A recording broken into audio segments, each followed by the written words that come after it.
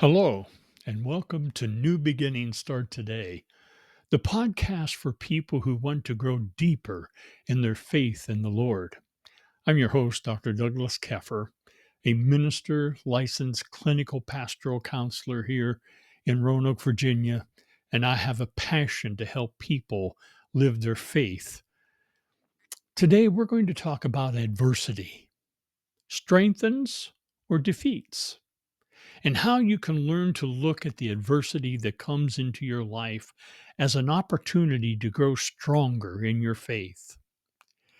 We all have had to deal with adversity in our lives, those trials and tribulations that just want to crush our spirits when we could not see how things were ever going to be better. These adversities come into our lives to strengthen our faith in God so that we can defeat those adversities, or those adversities can defeat us. The Bible has a great deal to teach us about the adversities that many of his people went through and how that hardship affected them. I want to share with you Jesus' promise to all of us who face these hardships when he said, "Come to me, all you who are weary and burdened, and I will give you rest. Take my yoke upon you and learn from me, for I am gentle and humble in heart, and you will find rest for your souls. For my yoke is easy and my burden is light." Matthew 11, verses 28 through 30. Jesus tells us that the first thing that we have to do to deal with those trials that we face is to come to me, all you who are weary and burdened, and I will give you rest. He faced having to help people all the time who were struggling with the issues they faced in everyday living. Earlier in this passage, he was rebuking two unrepented towns where he performed miracles and they did not repent. He pronounced judgment on them, which was very telling. They would not turn away from their sinful behavior, and it left them weary and burdened.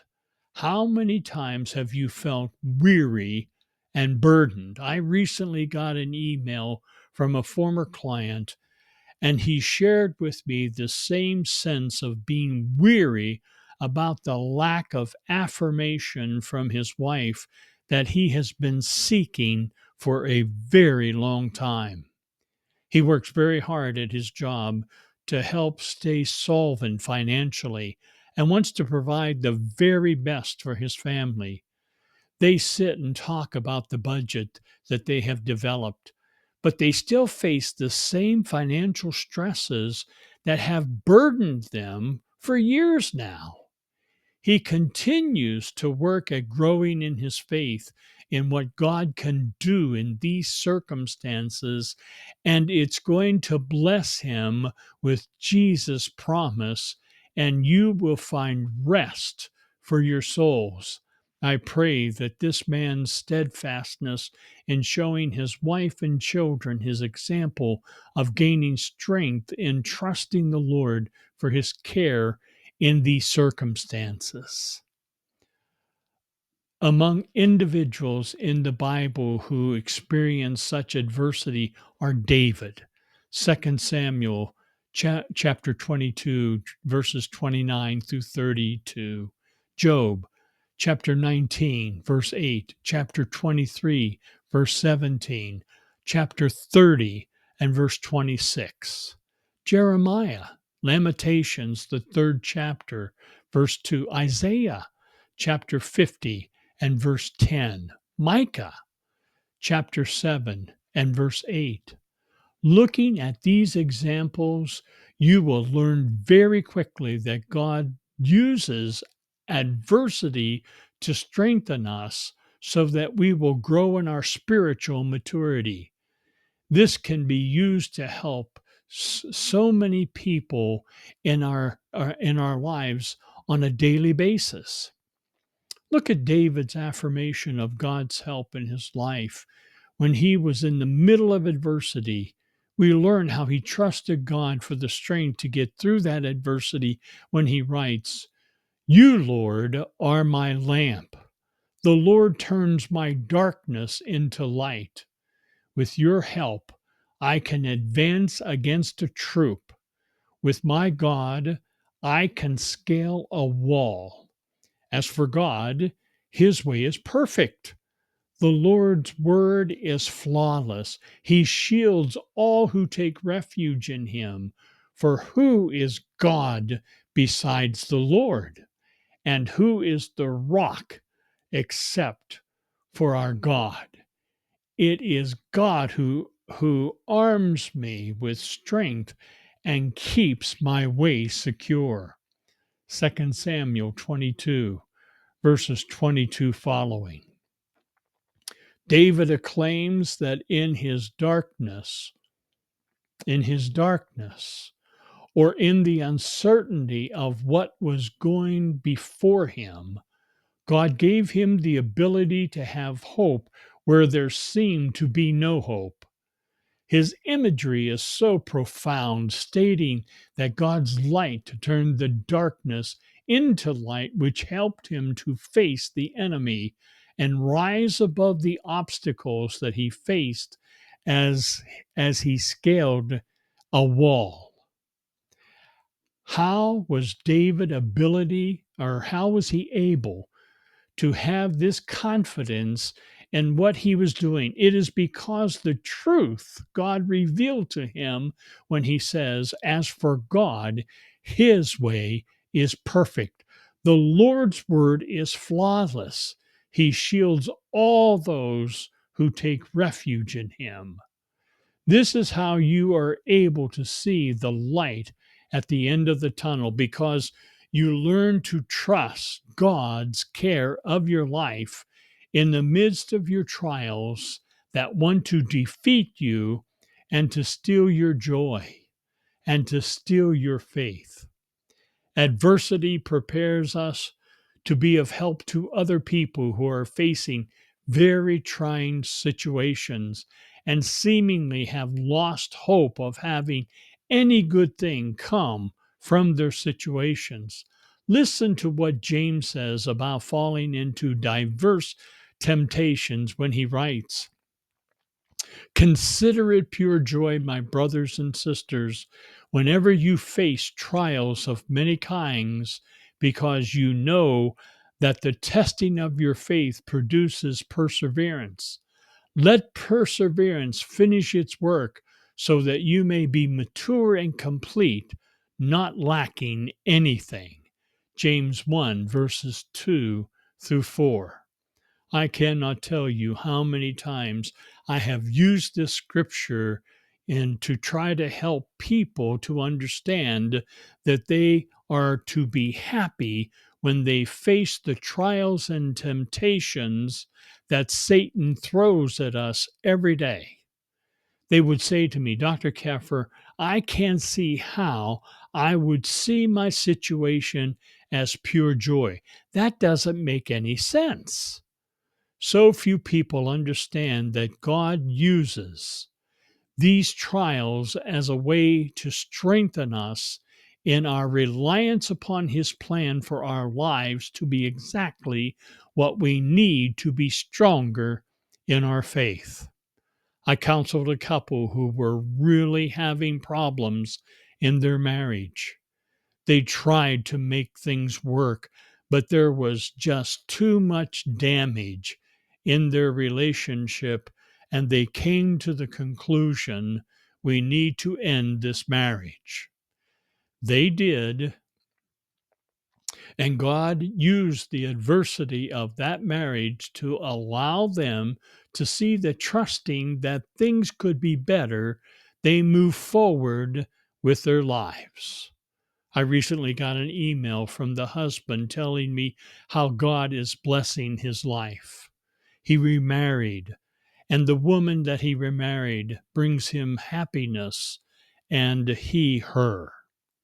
He showed me a picture of his new grandchild born to his daughter and son-in-law, and told me that his stepdaughter is about to have a baby also. The ex-wife has remarried also and is being loved by her new husband in the ways that she needed from her first husband. This has happened to several couples that I counseled over the years, and they learned that, quote, testing of your faith produces perseverance, unquote. James tells us that perseverance has to finish its work so that you may be mature and complete, not lacking anything. This is a very hard lesson to learn when you are in the middle of that kind of adversity. Adversity includes trouble, opposition, pressure, chastening, illness, anguish, testing, or tribulation. It is greater or so it seems greater than our ability to resolve. Adversity may come in multiples, and that really takes us to look at the purposes God may have in sending them into our lives at once. Adversity can be our great motivation for spiritual growth or our deadliest means of discouragement. It's true. I want you to think back on an incident where you were very troubled and mused at how the incident affected you. Did you see yourself growing spiritually, or did it put you into a tailspin where things became out of control? The answer to this question depends upon how you are allowing God to grow your life in His truths. This gives you the ability to look at what life comes at you with and decide how you are going to handle the situation or the circumstances. Again, listen to King David and the trust he talks about having in God's care for his life when he writes, "When hard pressed, I cried to the Lord. He brought me God's care for his life. He brought me into a spacious place. The Lord is with me. I will not be afraid. What can mere mortals do to me? The Lord is with me. He is my helper. I look in triumph on my enemies." Psalms 118, verses 5 through 7. There are so many things that you have to deal with in life that could cause you to doubt if God was really in the midst of these things with you. I have had so many of my clients over the years tell me that they cried to the Lord again and again, and seemingly nothing really happened to make things better. I pointed out to them that God wanted them to find the good in what was happening to them in other areas of their lives.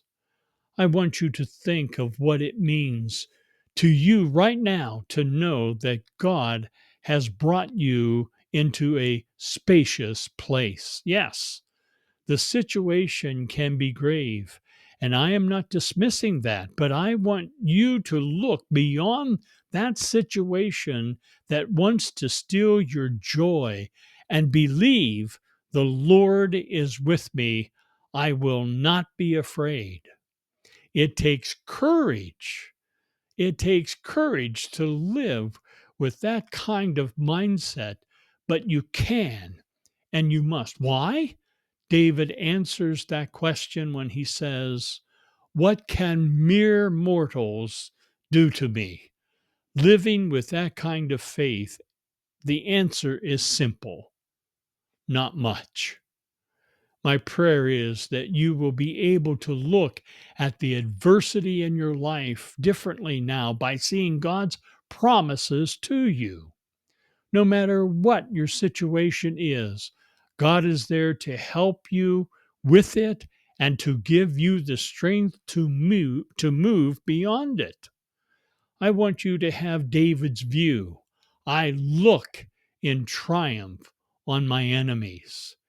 You can overcome the effects of those adversities by living your life trusting God's care for you and all that you do. We are truly more than conquerors.